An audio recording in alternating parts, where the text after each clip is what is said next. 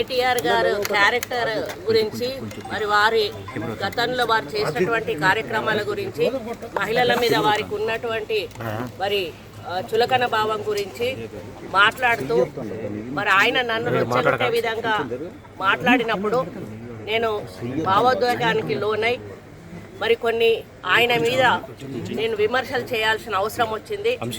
ఆ సందర్భంలో నాకు ఇంకెవరి మీద కూడా వ్యక్తిగత ద్వేషం కానీ మరి వ్యక్తిగత కోపం కానీ లేదు.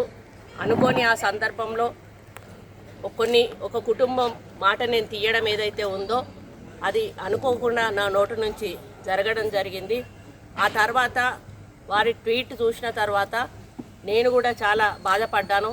ఎందుకంటే ఏ విషయంలో నేనైతే బాధపడతా ఉన్నానో ఆ విషయంలో నేను ఇంకొకరిని నొప్పించాను అని తెలిసి రాత్రి వెంటనే మరి దాన్ని వెనక్కి తీసుకుంటూ నేను ట్వీట్ చేయడం జరిగింది.